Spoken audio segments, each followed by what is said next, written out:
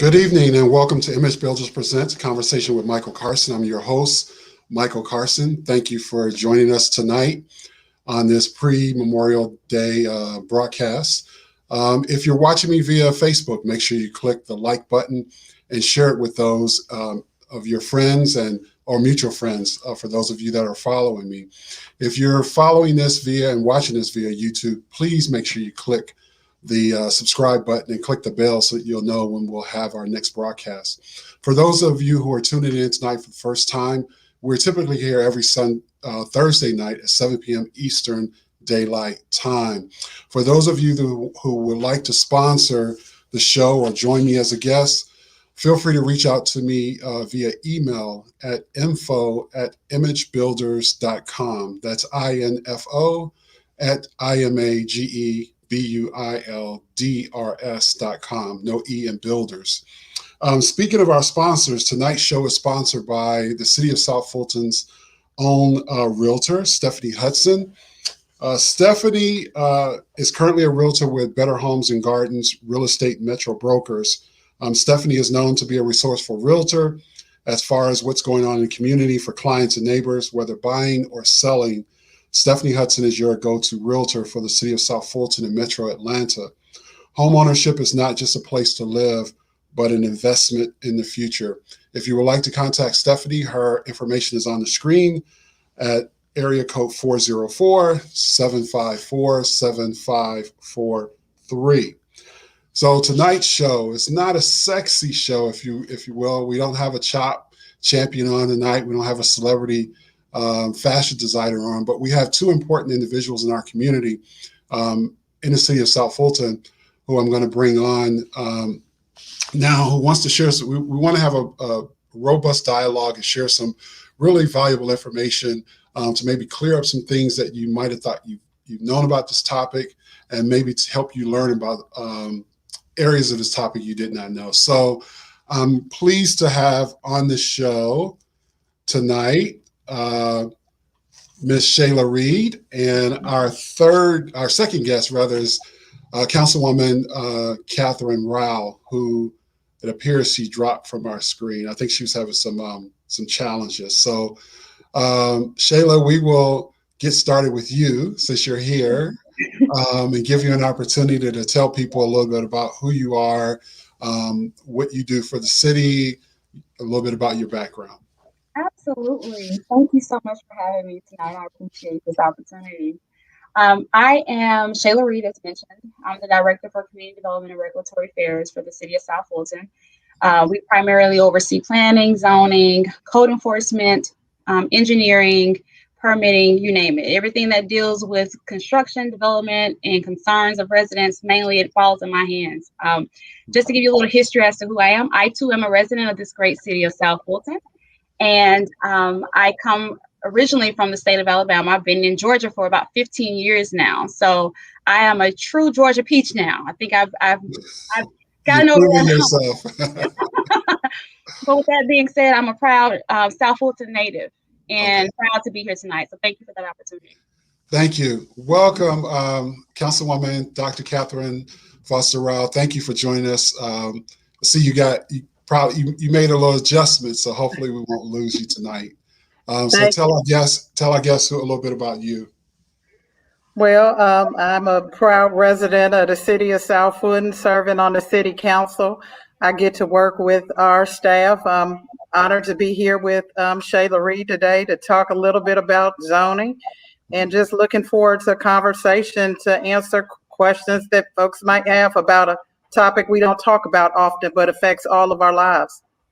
Excellent. So full disclosure for those of you that are watching, two things. One, Councilwoman Rowell is my councilwoman. No, she's not paying me to be on here. This isn't a pep rally for Councilwoman Rowell, but she is a friend, and I tell her this all the time in front of people outside. She's the best council person in the City of South Fulton. So I say that everywhere I go. And I even tell it to some of my other friends who are council persons. Dr. Rowell is the best council person in the City of South Fulton. Secondly, I want to disclose that I'm on the City of South Fulton's Zoning Appeals Board. So we won't be discussing anything that might come up to the before the Zoning Appeals Board. So most of the topic will be high level because we have individuals who watch this broadcast and join us who don't live in the city of South Fulton. But we hope that the information that we provide tonight that will give you some insight, and maybe you can go to your local municipality or county or state and authority and find out more about how zoning impacts your community and it impacts your quality of life. So with that, I'll start with the first question. In layman terms, Dr. Rowell, please explain what zoning is. And Director Shayla, please explain in layman terms what zoning is not. Oh, okay. Well, in short order, I would basically say that for every piece of dirt, there's a use plan by that city for what's allowed to be developed there. And so it already has a zoning designation on every parcel in your city. And so it's really important that you know the zoning ordinance to let you know what can be developed on that particular site. Excellent. Director Shayla, you want to explain what zoning is not? Absolutely. So zoning is not a direct go. It does not mean that because you have the zoning in place, it's automatically a go. You still have to meet the current codes. You still have to meet the current parameters and the current process. So zoning is most definitely not the direct green light, but it's definitely something that gets you started in the right direction to get to that green light. So most definitely. Excellent answers, both of you. What other laws do zoning regulate? Besides just land, what other laws does zoning regulate? So zoning is definitely going to be something that you're looking just beyond that. You're ensuring that you're not having any nuisances amongst the land. For example, we wouldn't want to have a warehouse directly next door to a home without there being certain parameters put in place, such as buffers. And buffers would be hundreds of acres of trees or 50 acres of trees to eliminate sound, light, those things that would cause a nuisance. So zoning is going to be something that protects one use from the other. It's going to make it so that when you're considering what zoning is, you're ensuring that the property is again, not reducing property value. It's not going to be something that's going to cause wear and tear on the roads extremely. So zoning is going to be those things that is regulated there as well. So it's not just land use. It's considering the full parameter of what the future of that land looks like. It also can set standards. In our area, we have a number of overlays that lay additional set of standards. They can address everything from the materials on a building to the colors that have to be painted. So, it can go much further than just determining what can be built on a particular site. Director Shayla, you had mentioned in your explanation you talked a little bit about warehouses. I know in some surrounding cities of South Fulton, that's a big topic. People are concerned about warehouses and the emissions from trucks and the like. So our city, for those of you that don't know or watch this broadcast, the city of South Fulton is 4 years young this year. Most of us still have Atlanta addresses, but it appears that there were some things in place before the city became the city that impacts our city and impacts surrounding cities. Can you talk a little bit about if somebody's watching this show and they might say, well, I don't live in the city of South Fulton, but yeah, we have a lot of warehouses around us. Yeah. Can you speak to that in general terms, not speaking of anything specifically? Well, that's my favorite question. I don't know if I can't be specific because I kind of have to touch on that a little bit, but this is my favorite question actually when it comes to zoning. So South Fulton is a government or an area that kind of is the result of a multitude of annexations. So many governments have their boundaries and the things that they have intended to put in place. And then South Fulton has been the remaining, result of that. And from there, warehouses have been immediately adjacent to the subdivisions where individuals are living. It's been immediately adjacent to schools. There have been so many different things that's happening locally here that I'm sure is happening in other places in Metro Atlanta or even the nation as a whole. But I want to make sure we identify that South Fulton has only actually constructed 5 warehouses since we've been in the city limits of South Fulton, and they're all zoned industrial in the northern part of the city. Maybe 1 or 2 near Buffington Road. But other than that, those are all near industrial areas. So the point I'm making is we have been, as a government, immediately adjacent to other cities' industrial areas. And that's unfortunate for some residents who live in those areas. I too, as I mentioned, am a resident of South Fulton, and I'm immediately adjacent to another municipality's warehousing district. It can be a challenge where governments are needing to definitely consider other areas to ensure that it's not causing that nuisance that I mentioned to other surrounding properties. Those conversations may not have happened when we weren't a city, but should be happening. So we're working on relationships. I'm not sure if you're familiar with the Atlanta Regional Commission, but we're working on partnering with them to create such a relationship so that the surrounding municipalities can all work together so that we can have an idea of what's going on in each other's municipalities so that we can share that with you all as residents and give an idea of what they're doing and maybe even weigh in on some of our concerns. Because the only times we have an opportunity to weigh in on some of these concerns for the warehousing or large developments is through our development review impact, which is a DRI. That particular, if it's a large scale development, it will say, hey, South Fulton, what do you think about this development? And so the planning team will sit in and weigh our concerns. But if it doesn't hit a DRI, we're not necessarily hearing about large developments. So, Councilwoman Rowell, as an elected official, and we've had private conversations. Sometimes people want you to snap your finger because you're an elected official and make stuff happen, or try to, to make their quality of life better.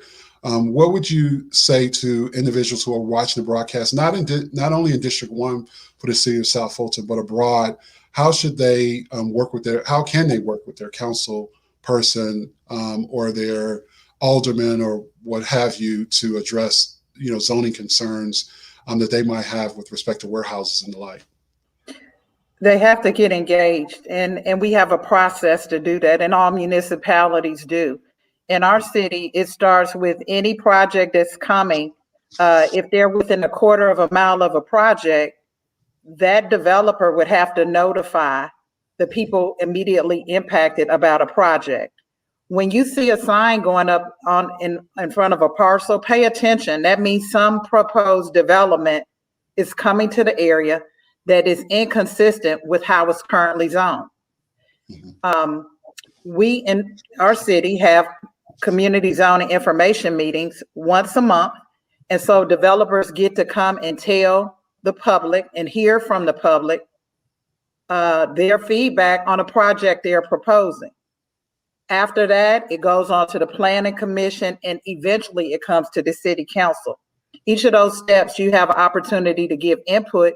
And we have seen where developers are able to adjust their plans given feedback. So, you just can't pop in and out of the process. Stay engaged. You can sign up on the city's website to get updates about various zoning cases. And all of our meetings are, particularly now in the virtual space, they're being recorded. So you can go back and watch those to come up to date on what's going on or what's being proposed for the area. Excellent.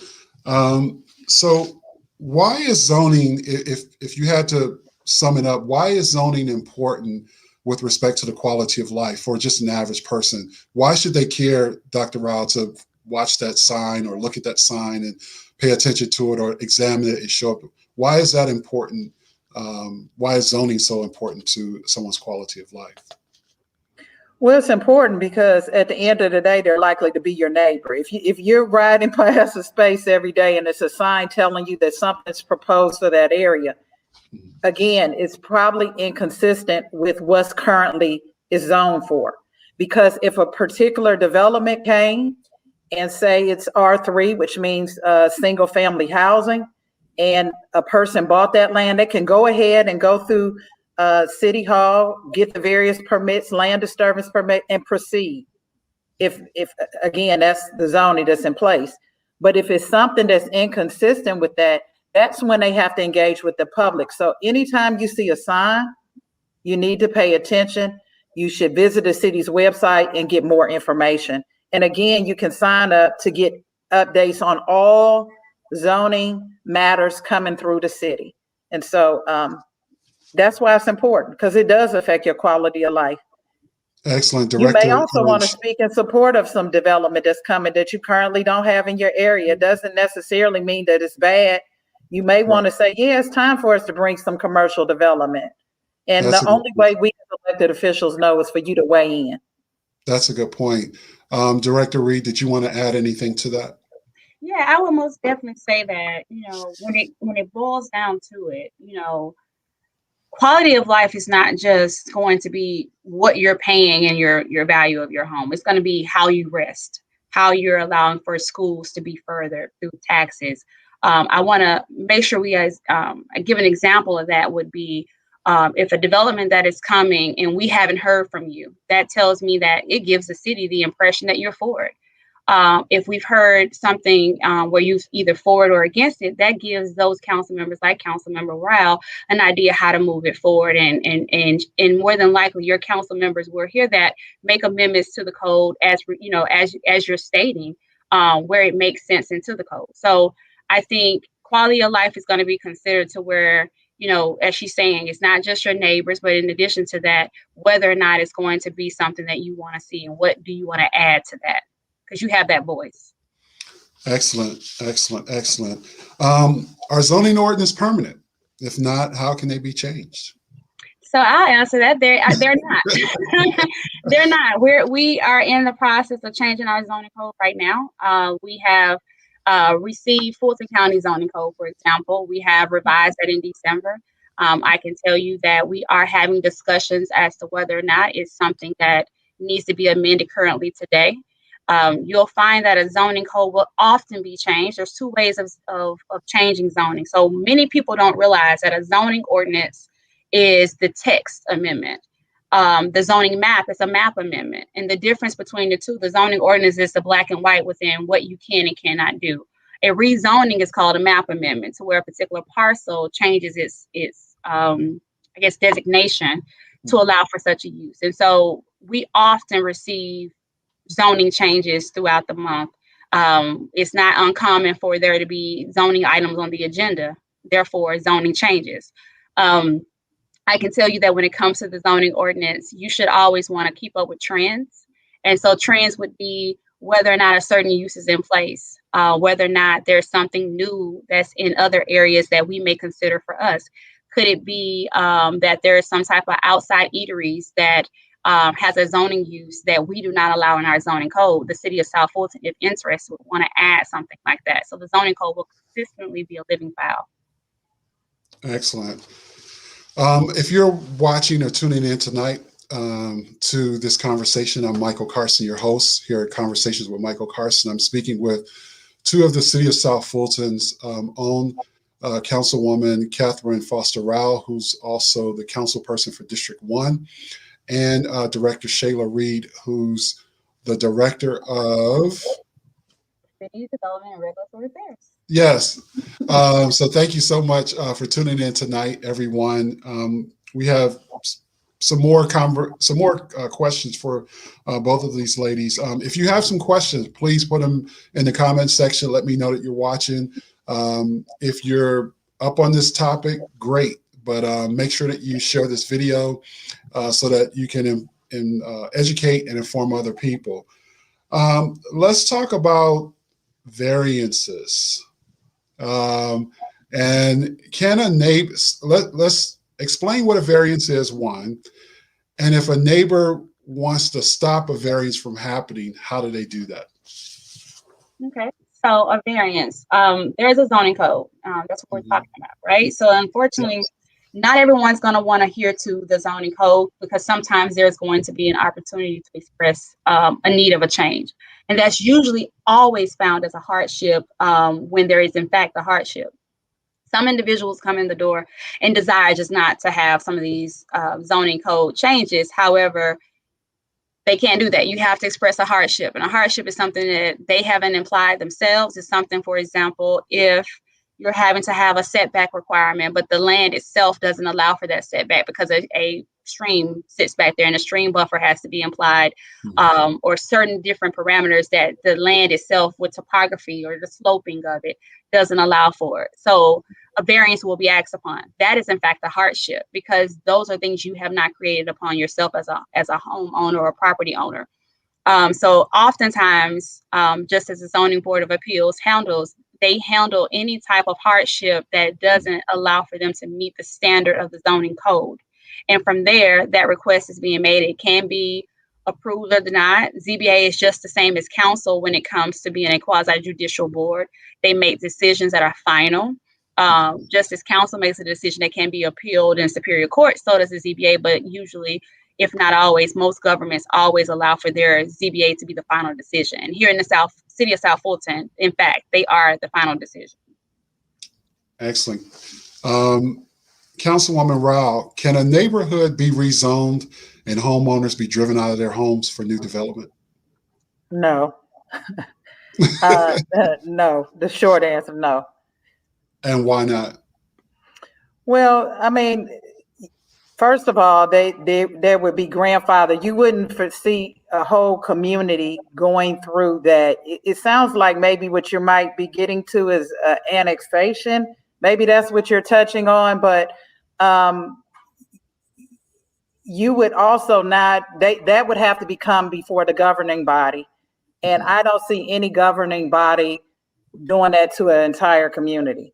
Where you might see a situation where, and you couldn't even change it then, even property that's annexed into the city, by law, they're required to keep the same zoning in place for a year after the annexation. And you couldn't just immediately change the zoning. So it would be a very involved process. So say I'm a senior. I've been in my home for a number of years, and there's all of this new development. There are these, high rises or apartments or, buildings put up, this economic development boom. And all of a sudden, it's getting closer and closer to my house. How would you address that? And with respect to that was where I was getting at.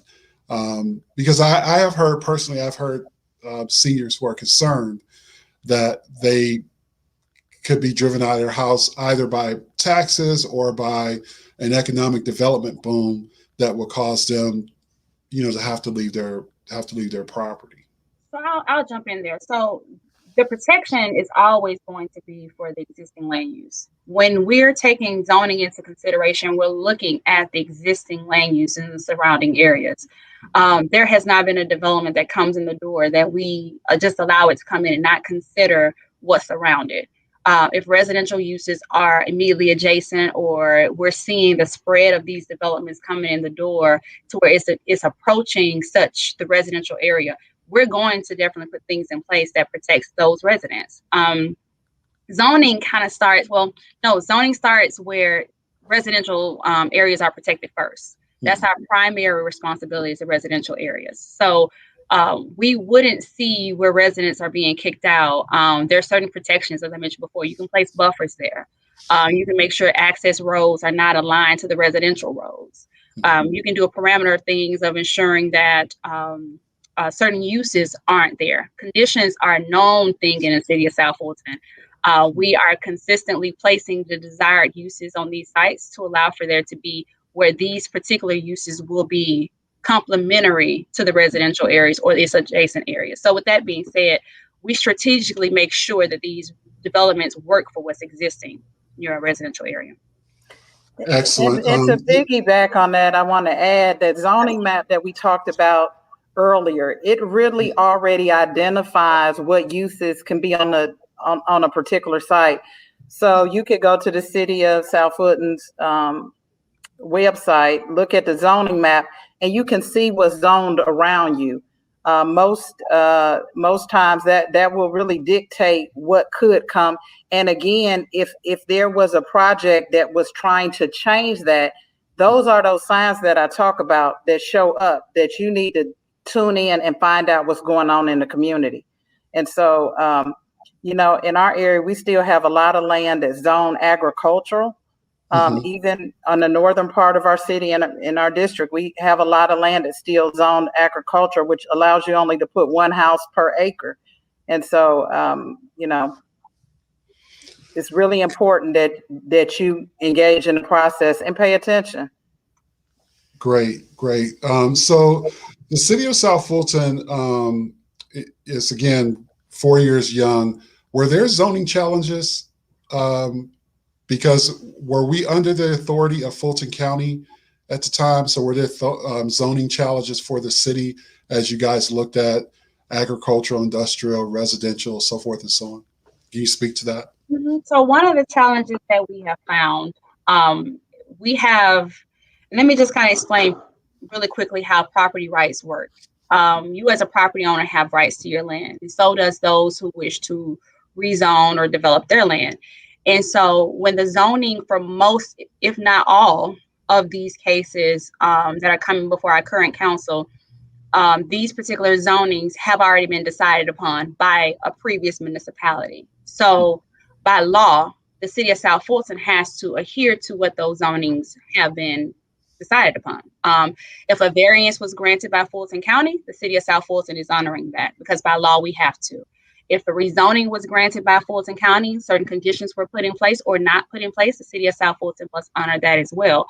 The only time the city of South Fulton has an opportunity to make such changes, or shall I say the primary time that the city of South Fulton has an opportunity to make such changes, would be where a property owner is wishing to request a change. And then that's when the city of South Fulton can step in and say, in addition to your request, we're looking to add these 5 or so more additional parameters or conditions or things of that nature. So the zoning concerns that I'm finding today that most of the residents are having are concerns from a previous government that we have to, in fact, adhere to because by law, we do not have the power to reduce or amend such these codes. So the city is beholden to what the county has already put in place? That is correct. Is that typical? This is a new city, so that's something else that I think we're not understanding here in South Fulton. Very few cities are new, right? That's not every day a new city pops up. So we're one of a million in a way. Where new cities are coming about. And this is something that the city of Atlanta may not have to deal with. The city of, Johns Creek, whomever. Well, John Creek did have to because they were a new city at one point. But the point I'm making is it's common because a new city comes along with whatever decisions made prior. Okay. Now that we are an existing city, we do have the room to make those changes when those requests come about. So, with that being said, that the code allows for us to make such amendments and the actual property rights are not reduced, we have the full authority to make those changes once that request is made. Okay. And just to give you an idea, when we first formed the city, we, like she said, inherited Fulton County's code. That code hadn't been updated in 40 years. And so it was a huge task to kind of go through that code. And we're talking about hundreds and hundreds of pages of code. And so the update we just did in December brought that code down to about 300 pages, I think, somewhere in that ballpark, because it governs literally everything in terms of future development.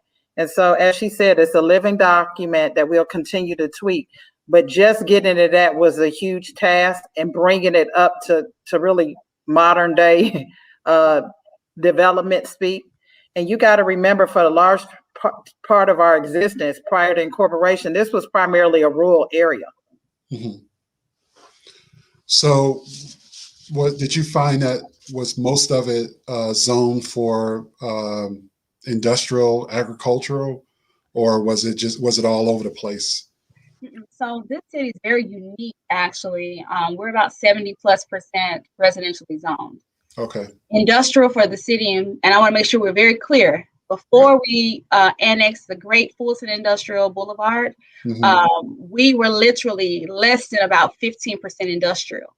So we didn't have that much industrial, and we're often being accused of placing warehouses near the residential areas. That is not a true statement, because the city of South Fulton has very few industrial and land. Now, we're primary on bedroom. We're a bedroom community. because I mean, I can tell you, my office permits over 100 permits a month.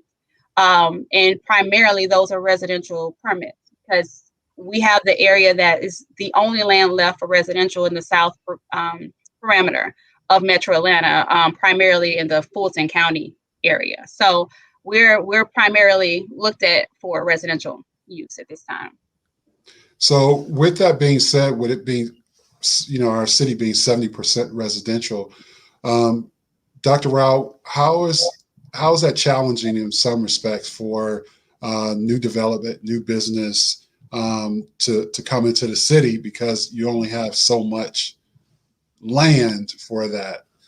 I wouldn't to bring say, in new businesses. yeah, I wouldn't say it's not without challenge. One of the things we did do is we engaged in the economic development strategic plan, and we identified 9 economic development nodes where we would basically say we allow for more density in those areas, to create centers that have live, work, and play. In our particular area, that area's Sandtown Crossing, if you will, but we have 8 other nodes across the city that we anticipate you'd have grocery stores, places to shop, and the like. That's different when you're coming into an area that's primarily developed and you deal with challenges, and people not wanting it in their backyard, the new growth that's being proposed. So in addition to our 9 nodes that we identified, as Ms. Reed indicated, people have property rights and they can put their property up for sale and say, hey, the person who's seeking to buy that land may have an ideal, they might want to put commercial on it, but it might not have been exactly how we envisioned it when we talked about our economic development nodes. But by law, we have to give all those applicants the opportunity to be heard, to assess whether it makes sense, to compare to uses around it. So, we'll continue to see that as we grow. But as you know, over the last decade, our population doubled. So people want to have services and amenities close to where they live. But people who've been out here a long time, change may be hard to embrace, but we have to find a way to balance it all. Yeah, I was going to mention that because property values and home prices have soared. Yes. Dramatically in this community and really across the country. I was speaking with a relative the other day, and she had reminded me of a home they purchased 20 years ago, and they had lived in a home for about 7 years, and they sold it for maybe $190,000. That home now just sold for $1.2 million. And the house, and this is in California, and the house still had the same appliances and stuff they had in it when they sold the house. So they were like, how did this house sell for $1.2 million? So, and I know here we get, in our community, we get a lot of calls from investors and the like who want to buy up these homes and for investment properties and the like. So I'm saying all this to say, do you anticipate that it will be 70-30 or will it possibly be a little less than 70% or maybe even higher than 70%? It's hard to say. I think we want to be smart with our growth. We don't want to overdevelop. We've seen other parts of the county where they're overdeveloped. We want businesses to be able to sustain themselves. And the way we do that is to make sure we don't have a saturation of like uses in the same types of businesses, which is why we came up with this concept of having these 9 nodes that are, clustered around neighborhoods and communities, and that those residents could avail themselves of those services and those businesses. So I think we want to continue to be smart about, how we grow in our commercial space. I think what we love about the areas, we have beautiful green space, the trees.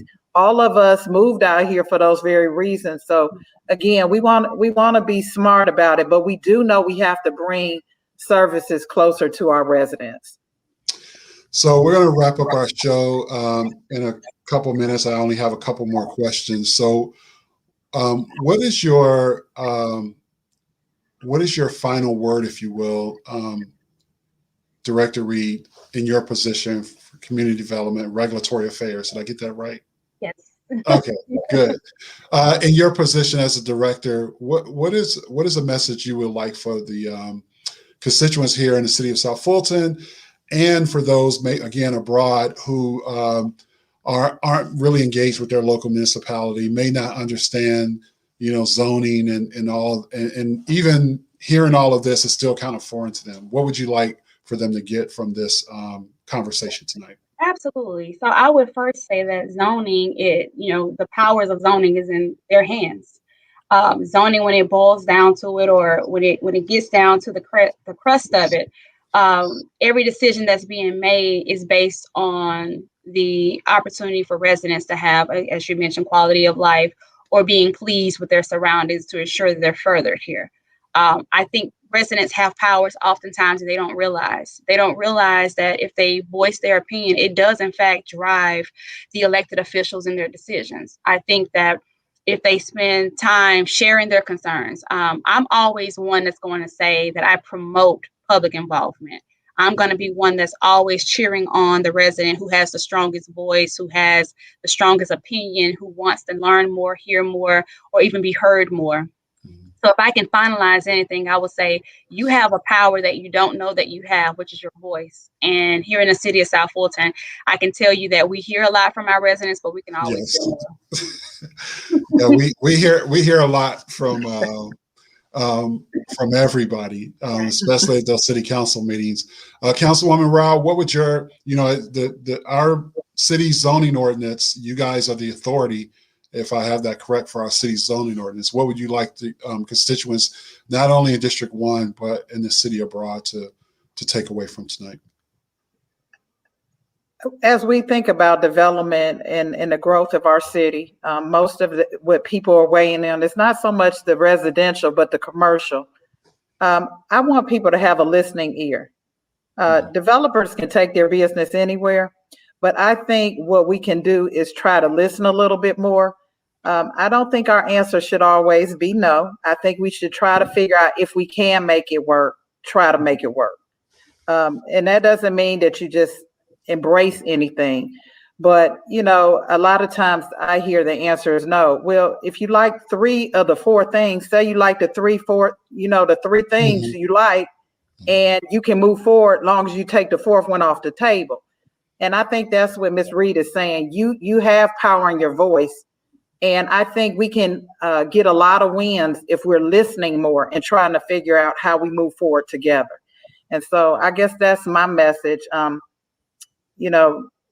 Have a listening ear, be clear about what you want. There's nothing wrong with saying, hey, this is unacceptable, but let's not lead with no. Right. Excellent. So final 2-part question. Part 1, tell the audience one thing, rather. One thing about yourself that nobody might not have known.